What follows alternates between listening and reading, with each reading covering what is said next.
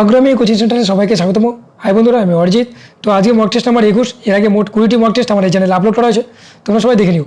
তো আজকে মোট 20টি গুরুত্বপূর্ণ জিকে নিয়ে আলোচনা করা হয়েছে, যেগুলো ডব্লিউবি কনস্টেবল মেন্স এবং ডব্লিউবি এসআই খুবই গুরুত্বপূর্ণ হতে চলেছে। তো চলো আজকে মক টেস্টটা দেখে নেওয়া যাক। আজকের মক টেস্টের প্রথম প্রশ্নটি হলো 2021 সালে শান্তিতে নোবেল পুরস্কার পেয়েছে কে? তো শান্তিতে নোবেল পুরস্কার পেয়েছে দুজনা। অপশন এ দিমিত্রি মুরতভ ও মারিয়া রেসা। দিমিত্রি মুরতভ ও মারিয়া রেসা এরা দুজনে হচ্ছে সাংবাদিক, এরা দুজনে হলো সাংবাদিক। তো শান্তির নোবেল পুরস্কারটা দেওয়া হয় নরওয়ের অসলো শহর থেকে, আর বাদ বাকি দেওয়া আছে সুইডেনের স্টকহোম থেকে। ওকে, আর ওয়ার্ল্ড ফুড প্রোগ্রাম পেয়েছে 2020 সালে। এর হেডকোয়ার্টার কোথায়? ইটালির রোমে। ওকে, তো এটা কী জন্য পেয়েছিল? সারা বিশ্বে ক্ষুধার জ্বালা মেটাতে ও যুদ্ধ বিধ্বস্ত এলাকায় শান্তি ফিরিয়ে আনার অক্লান্ত চেষ্টার জন্য। ওকে, আর নাদিয়া মুরাদ ও ডাক্তার ডেনি মুখাওগে এনারা পেয়েছিলেন 2018 সালে। কী জন্য পেয়েছিলেন? যুদ্ধকালীন সময়ে যৌন সহিংসতা প্রতিরোধে সহনীয় অবদানের জন্য। আর ডক্টর আবি আহমেদ আলী হলো ইথিওপিয়ার প্রধানমন্ত্রী। তো ইনি তার প্রতিবেশী দেশ ইরিত্রিয়ার সঙ্গে শান্তি স্থাপনের প্রচেষ্টার জন্য নোবেল পুরস্কার পেয়েছিল 2019-এ। ওকে, তো চলো ওই দিমিত্রি মুরতেভ ও মারিয়া রেসা সম্বন্ধে জানা যাক। তো দিমিত্রি মুরতেভ আর মারিয়া রেসা মত প্রকাশের স্বাধীনতার পক্ষে সাহসী লড়াই এ অবদান রাখার জন্য শান্তিতে নোবেল পুরস্কার পেলেন দুই সাংবাদিক। তারা হলেন ফিলিপাইন্সের মারিয়া রেসা আর রাশিয়ার দিমিত্রি মুরাতভ। ওকে, পরের প্রশ্ন কলকাতা হাইকোর্টের প্রধান বিচারপতি কে হলেন? মানে এই রিসেন্ট নিয়োগ হয়েছে কলকাতা হাইকোর্টের প্রধান বিচারপতি। তো কলকাতা হাইকোর্টের প্রধান বিচারপতি হলো প্রকাশ শ্রীবাস্তব হলো কলকাতা হাইকোর্টের প্রধান বিচারপতি বর্তমান। তো এই কলকাতা হাইকোর্ট প্রতিষ্ঠা হয়েছিল 1862 সালে 1 জুলাই। তো এই কলকাতার সঙ্গে আর দুটো হাইকোর্ট প্রতিষ্ঠা হয়েছিল, মাদ্রাজ আর হচ্ছে মহারাষ্ট্রে, মানে মুম্বাই আর মাদ্রাজ হাইকোর্ট, এগুলো হচ্ছে কলকাতা হাইকোর্টের সঙ্গে স্থাপিত হয়েছিল 1862 সালে। ঠিক আছে, আর এই হাইকোর্টের বিচারপতিদের বয়স কত? 62 বছর পর্যন্ত সে তার এই পদে বহাল থাকতে পারবে। আর রাজ্যপাল শপথ বাক্য পাঠ করায় আর রাষ্ট্রপতি নিয়োগ করান। তো বার্নেস পিকক প্রথম পুরুষ, মানে প্রথম প্রধান বিচারপতি ছিল বার্নেস পিকক কলকাতা হাইকোর্টের। আর মঞ্জিলা চেল্লুর প্রথম মহিলা বিচারপতি ছিল কলকাতা হাইকোর্টের। 217 নম্বর ধারা বলে মানে হাইকোর্টের বিচারপতি আর হচ্ছে চিফ জাস্টিসকে নিয়োগ করা হয়, মানে প্রধান বিচারপতি আর এমনি বিচারপতিদের নিয়োগ করা হয়। বর্তমানে ভারতবর্ষে 25টি হাইকোর্ট আছে। ওকে, পরের প্রশ্ন অর্থনীতিতে নোবেল পুরস্কার কে পেলেন? 2021-এ অর্থনীতিতে নোবেল পুরস্কার কে পেলেন? তো 2021-এ অর্থনীতিতে নোবেল পেয়েছে গুইডো ইমবেন্স, ডেভিড কার্ট আর জোশুয়া অভিগ্রস্ত। ওকে, আর option B Robert B Wilson আর পল মিলগ্রোম এরা পেয়েছে 2020-তে পেয়েছে। আর মাইকেল ক্রেমার, অভিজিৎ বন্দ্যোপাধ্যায় আর এস্থার ডুপ্লো এরা পেয়েছে 2019-এ। আর পল মাইকেল রোমার আর উইলিয়াম নর্টস হাউস এরা দুজনে পেয়েছে 2018-তে। ওকে, তো ওই গুইডো ইমবেন্স, ডেভিড কার্ট আর জোশুয়া অভিগ্রস্ত সম্বন্ধে জানা যাক। তো 3 জনা নোবেল পুরস্কার পেয়েছে এই বছর অর্থনীতিতে 3 জনকে নোবেল পুরস্কার পেয়েছেন। শ্রম অর্থনীতিতে অভিজ্ঞতাগত অবদানের জন্য কানাডার ডেভিড কার্ট এবং কারণগত সম্পর্কে বিশ্লেষণে পদ্ধতিগত অবদানের জন্য মার্কিন যুক্তরাষ্ট্রের জোশুয়া ডি অ্যাংগ্রিস্ট আর নেদারল্যান্ডের গুইডো ডব্লিউ ইমবেন্স এই পুরস্কারের অর্ধেক পাবেন ডেভিড কার্ট, আর বাকি অর্ধেক যৌথভাবে পাবেন জোশুয়া ডি অ্যাংগ্রিস্ট আর গুইডো ডব্লিউ ইমবেন্স। ওকে, পরের প্রশ্ন অপটিক্যাল ফাইবারের কার্যনীতি হলো কিসের উপর নির্ভর করে? অপটিক্যাল ফাইবারের কার্যনীতি কিসের উপর নির্ভর করে? এটা হচ্ছে অভ্যন্তরীণ পূর্ণ প্রতিফলনের উপরে নির্ভর করে। ওকে, পরের প্রশ্ন চেঞ্জিং ইন্ডিয়া কার আত্মজীবনী? চেঞ্জিং ইন্ডিয়া কার আত্মজীবনী? এটা হচ্ছে অপশন বি, মনমোহন সিংয়ের আত্মজীবনী। তো আরও কিছু ইম্পর্টেন্ট আত্মজীবনী দেখে নেওয়া যাক। মহাত্মা গান্ধী যেমন হচ্ছে my story of experiment with truth, এটা হচ্ছে মহাত্মা গান্ধীর আত্মজীবনী। আর ভগৎ সিংয়ের হচ্ছে why I am an atheist, why I am an atheist. আর আব্দুল কালামের হচ্ছে উইংস অফ ফায়ার। আর রাজেন্দ্র প্রসাদের হচ্ছে আত্মকথা। জওয়াহরলাল নেহরু হচ্ছে my autobiography toward freedom. Maulana Abul Kalam আজাদের হচ্ছে ইন্ডিয়া উইন্স ফ্রিডম। অ্যানি বেসান্তের হচ্ছে অ্যান অটোবায়োগ্রাফি। মনমোহন সিংয়ের হচ্ছে চেঞ্জিং ইন্ডিয়া। প্রণব মুখার্জি হচ্ছে দি প্রেসিডেন্সিয়াল ইয়ার্স। আর কপিল দেবের হচ্ছে straight from the heart. Anil কুম্বলের হচ্ছে ওয়াইড অ্যাঙ্গেল। সুনীল গাভাস্কার হচ্ছে sunny days an autobiography. Sachin তেন্ডুলকারের হচ্ছে playing it my way. Sourav Ganguly হচ্ছে 1 century is not enough. Yuvraj সিংয়ের হচ্ছে the test of my life. Ricky Ponting হচ্ছে pointing at the close of play. Chris Gayle হচ্ছে 6 মেশিন। মিলখা সিংয়ের হচ্ছে the race of my life. PT উষার গোল্ডেন গার্ল। সানিয়া মির্জার হচ্ছে এস অ্যাগেনস্ট ওডস। মেরি কমের হচ্ছে আনব্রেকেবল। আর ধ্যানচাঁদের হচ্ছে গোল। তো খুবই গুরুত্বপূর্ণ এই আত্মজীবনীগুলি, সব দেখে নেবে আর নোট করে নাও। ওকে, পরের প্রশ্ন, কোন সম্প্রদায় ইলবার্ট বিল এর তীব্র বিরোধিতা করেছিল? কোন সম্প্রদায় ইলবার্ট বিলের তীব্র বিরোধিতা করেছিল? তো এটা অপশন সি, ইঙ্গো ভারতীয় সম্প্রদায়। কারণ লর্ড রিপনের সময় তার আইন সচিব ইলবার্ট, তিনি ভারতীয়দের সঙ্গে ইউরোপীয়দের মানে আইন বিচার ব্যবস্থায় সমান অধিকার দিয়েছিল। এই কারণে ইউরোপীয়রা মনে করেছিল যে তারা খর্ব হয়েছে, মানে তাদের সঙ্গে ভারতীয়দের তুলনা করে তারা ছোট হয়েছে। এই কারণে তারা তীব্র বিরোধিতা করেছিল। তো লর্ড রিপন 1883 সালে এইটা জারি করেছিল, এই আইনটা পাস করেছিল। আবার 1883 সালেই তিনি এটাকে উইথড্র করে নিয়েছিল। ওকে, পরের প্রশ্ন, তেজস্ক্রিয়তার আবিষ্কার কে করেন? তেজস্ক্রিয়তার আবিষ্কার করে হেনরি বেকারেল তেজস্ক্রিয়তার আবিষ্কার করেন। ওকে, আর মেরি কুরি কী করেছিল? মেরি কুরি হচ্ছে রেডিয়াম পোলোনিয়াম আবিষ্কার করেছিল। তো 1903 সালে তিনি পদার্থবিদ্যায় নোবেল পুরস্কার পেয়েছিল। আর 1911 সালে তিনি রসায়নে নোবেল পুরস্কার পেয়েছিল। ওকে, আর আর্নেস্ট রাদারফোর্ড হচ্ছে প্রোটন কণা আর পরমাণু নিউক্লিয়াস আবিষ্কার করেছিল। আর এনরিকো ফার্মি কী করেছিল? পারমাণবিক চুল্লি এনরিকো ফার্মি আবিষ্কার করেছিল। ওকে, পরের প্রশ্ন, বেটন কাপ কোন খেলার সঙ্গে যুক্ত? তো বেটন কাপ হকি খেলার সঙ্গে যুক্ত। আরও কিছু ইম্পর্টেন্ট কাপ দেখে নেওয়া যাক, যেমন Aga Khan cup, Azlan Shah cup, champions trophy, Guru Nanak trophy, Modi gold cup, lady Ratan Tata trophy, Dhyan Chand trophy, Nehru trophy.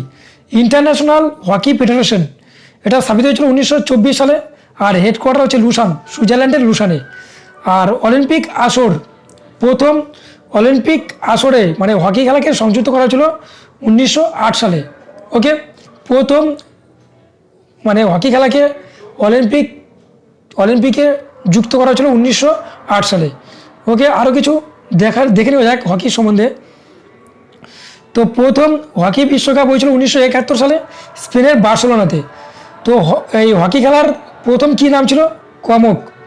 Bharat প্রথম অলিম্পিক সোনা পেয়েছিল 1928 সালে আমস্টারডামে, মানে নিউজিল্যান্ডের যে আমস্টারডামে অলিম্পিকটা হয়েছিল সেই অলিম্পিকে। আর এই 1928 সালে প্রথম ভারত হকিতে অংশগ্রহণ করেছিল। শেষবারের মতো পেয়েছিল অলিম্পিকে সোনা 1980 সালে মস্কো অলিম্পিকে। আর ভারত মোট 8 বার সোনা পেয়েছে হকিতে। ভারতের হকি এর প্রধান সমস্যা কি? সুযোগ্য নেতৃত্বের অভাব। ওকে, আর হকির জাদুঘর বলা হয় ধ্যানচাঁদকে। এটা কি হবে না, এটা হকির জাদুঘর বলা হয় ধ্যানচাঁদকে। 29 আগস্ট জাতীয় ক্রীড়া দিবস পালন করা হয় এই ধ্যানচাঁদের জন্মদিবস উপলক্ষে। 2023 সালে হকি ওয়ার্ল্ড কাপ হবে কোথায়? উড়িষ্যায়, ভারতের উড়িষ্যাতে। ওকে, পরের প্রশ্ন, রয়টার্স সংবাদ সংস্থাটি খুবই ইম্পর্টেন্ট। কোন দেশের সংবাদ সংস্থা? তো রয়টার্স হচ্ছে ইংল্যান্ডের সংবাদ সংস্থা হচ্ছে রয়টার্স। ওকে, খুবই গুরুত্বপূর্ণ সংবাদ সংস্থা হচ্ছে রয়টার্স। পরের প্রশ্ন, তৃণ বিষয়ক গবেষণাকে কি বলে? তৃণ বিষয়ক গবেষণাকে বলে অ্যাগ্রোস্টোলজি। তৃণ বিষয়ক গবেষণাকে বলে অ্যাগ্রোস্টোলজি। আরও কিছু ইম্পর্টেন্ট লজিগুলো দেখে নেওয়া যাক। যেমন অ্যাগ্রিকালচার ব্যবহার্য শস্য চাষ, অ্যাগ্রোস্টোলজি ঘাস, অ্যাগ্রোনমি শস্য চাষ এবং ফার্ম ম্যানেজমেন্ট, অ্যাগ্রোবায়োলজি উদ্ভিদের পুষ্টি সম্পর্কিত সংখ্যাগত বিজ্ঞান, অ্যাগ্রোলজি মৃত্তিকা বিজ্ঞান ও শস্য উৎপাদন, অ্যালগোলজি শৈবাল, অ্যানাস্থিসিওলজি অচেতন অবস্থা, অ্যানাটমি অভ্যন্তরীণ অঙ্গ সংস্থান, অ্যান্ড্রোলজি পুংজনন অঙ্গ, অ্যাঞ্জিওলজি রক্তবাহ, অ্যান্থোলজি ফুল, আর অ্যানথ্রোপোলজি মানুষের বিবর্তনের ইতিবৃত্তি, এপিকালচার মৌমাছি প্রতিপালন। আর পরের প্রশ্ন, মৌলিক অধিকার সংশোধন করতে পারেন কে? তো মৌলিক অধিকার সংশোধন করতে পারে অপশন ডি সংসদ বা পার্লামেন্ট। তো আমাদের মোট 6টি মৌলিক অধিকার আছে। তো আমেরিকা থেকে এই মৌলিক অধিকারটা আনা হয়েছিল। এই ধারণাটা 12 থেকে 35 নম্বর ধারা পর্যন্ত মৌলিক অধিকারটা আছে তৃতীয় পার্টে, তৃতীয়তম খণ্ড বা তৃতীয় পার্টে।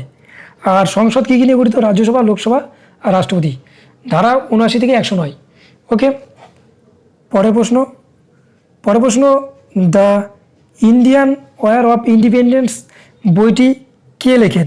The Indian war of independence বইটি কে লেখেন? Option C Vinayak Damodar Savarkar. Okay, আরও কিছু ইম্পর্টেন্ট বই দেখে নেওয়া যাক।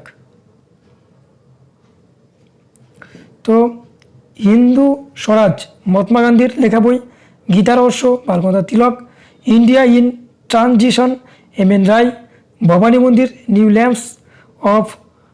ল্যাম্পস ফর, এটা লর্ড হবে না, এটা হচ্ছে ওল্ড হবে, new lamps for old Aurobindo Ghosh, future of Indian politics animation, the Indian war of independence Vinayak Damodar Savarkar, Bharat Atma Bipin Chandra Pal, আর ইয়ং ইন্ডিয়া লালা লাজপত রায়। ওকে, পরের প্রশ্ন, ভারতের পারমাণবিক শক্তি কমিশন 1948 সালে কে প্রতিষ্ঠা করে? তো ভারতের পারমাণবিক শক্তি কমিশন 1948 সালে কে প্রতিষ্ঠা করে? তো অপশন হবে option D homeo Jahangir Bhabha. খুবই গুরুত্বপূর্ণ প্রশ্ন, হোমিও জাহাঙ্গীর ভাভা। পরের প্রশ্ন, ওয়ার্ল্ড পোস্ট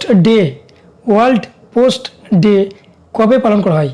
তো আনসার হচ্ছে option A 9 October world post day. তো এবছরের থিম কী ছিল? Innovate to recover. আর 10 অক্টোবর কী দিবস? World mental health day. তো এর থিম কী ছিল? Mental health in an unequal world. Okay, আর 11 অক্টোবর কী ছিল? 11 অক্টোবর হচ্ছে আন্তর্জাতিক শিশুকন্যা দিবস। তো থিম কী ছিল? Digital generation our generation. Okay, আর 8 অক্টোবর কী দিবস? Indian air force day. ওকে, পরের প্রশ্ন, ইউআরএল এর পুরো নাম কি? ইউআরএল এর পুরো নাম হলো option C uniform resource locator. তো আরও কিছু কম্পিউটারের পুরো নাম দেখে নেওয়া যাক। তো যেমন প্রথমে আছে ভিপিএন, এর পুরো নাম হচ্ছে ভার্চুয়াল প্রাইভেট নেটওয়ার্ক। তারপরে আছে LAN, local area network, BIOS basic input output system, LTE long term evolution, DDR double data rate, PC personal computer, PDF portable document format, OS operating system, ISP internet service provider, SSL secure socket layer, W W W world wide web, DOS disk operating system, SMPS switch mode power supply, RAM random access memory, ROM read only memory, CD compact disc, DVD digital versatile disc, CPU central processing unit, URL uniform resource locator, USB universal serial bus, HTTP hypertext transfer protocol, GPS global positioning system. পরের প্রশ্ন, সম্প্রতি Aryabhata award কাকে দেওয়া হলো? সম্প্রতি Aryabhata award দেওয়া হলো কাকে? তো আনসার হবে অপশন সি, জি সতীশ রেড্ডি। তো জি সতীশ রেড্ডি কি ডিআরডিওর চেয়ারম্যান। ওকে, তো ডিআরডিও স্থাপিত হয়েছিল কত? 1958 সালে। আর ডিআরডিওর পুরো নাম কি? Defence research and development organisation. তো হেডকোয়ার্টার কোথায়? নিউ দিল্লি। ওকে, পরের প্রশ্ন, লোকসভার সদস্য হতে গেলে কত বছর প্রয়োজন? তো লোকসভার সদস্য হতে গেলে কত বছর প্রয়োজন? অপশন এ 25 বছর প্রয়োজন। বিধানসভার সদস্যও 25 বছর প্রয়োজন। আর 30 বছর কি রাজ্যসভার সদস্য 30 বছর। আর 35 বছর হচ্ছে রাষ্ট্রপতি উপরাষ্ট্রপতির বয়স, ন্যূনতম বয়স 25 বছর হতে হবে। ওকে, পরের প্রশ্ন লর্ড আরউইনের পর কে ভারতের ভাইসরয় হন? তো লর্ড আরউইনের পর ভারতের ভাইসরয় হয় অপশন সি, লর্ড উইলিংডন। তো 1921 থেকে 26 লর্ড রিডিং। 1921 থেকে 26 হচ্ছে লর্ড রিডিং। আর 1926 থেকে 31 হচ্ছে লর্ড আরউইন। আর 1931 থেকে 36 হচ্ছে লর্ড উইলিংডন। আর 1936 থেকে 43 হচ্ছে লর্ড লিনলিথগো। আর 43 থেকে 47 হচ্ছে লর্ড ওয়াভেল। ওকে, পরের প্রশ্ন, সিকিমকে পূর্ণ রাজ্যের মর্যাদা দেওয়া হয়েছিল কততম সংশোধনী দ্বারা? তো সিকিমকে পূর্ণ রাজ্যের মর্যাদা দেওয়া হয়েছিল কততম সংশোধনী দ্বারা? এটা হচ্ছে 36তম, 1975 সাল। 36তম সংবিধান সংশোধনী 1975 সাল। আর 61তম সংবিধান সংশোধনীর মাধ্যমে কী করা ছিল? ভোটদানের বয়স 21 থেকে কমিয়ে 18 বছর করা ছিল। কত সাল? 1988 সাল। আর 12তম সংবিধান সংশোধনীতে কী হয়েছিল? গোয়া, দমন, দিউকে কেন্দ্রীয় শাসিত অঞ্চল রূপে স্বীকৃতি দেওয়া হয়েছিল। কত সাল? 1962 সাল। আর প্রথম সংবিধান সংশোধনী 1951 সাল নবম তফসিলিকে যুক্ত করা হয়েছিল। ওকে, পরের প্রশ্ন, বরদৌলি এয়ারপোর্ট কোন রাজ্যে আছে? তো বরদৌলি এয়ারপোর্ট কোন রাজ্যে আছে? এটা হচ্ছে অসম রাজ্যে আছে। ওকে, তো এই ছিল মোট 20টি গুরুত্বপূর্ণ জিকে নিয়ে আলোচনা। ওকে, ভিডিওটি ভালো লাগলে একটা লাইক করবেন, আর ভিডিওটি ভালো না লাগলে একটা ডিসলাইক করবেন। ওকে, আর তোমরা যারা আমার চ্যানেলে নতুন তারা অবশ্যই চ্যানেলটিকে সাবস্ক্রাইব করে পাশে থাকা বেল আইকনটা ক্লিক করে সঙ্গে থাকো আমার চ্যানেলের সমস্ত নোটিফিকেশন সবার আগে পাওয়ার জন্য। তো ভিডিওটি এখানে শেষ হলো। জয় হিন্দ, বন্দে মাতরম। দেখা হচ্ছে পরের ভিডিওতে।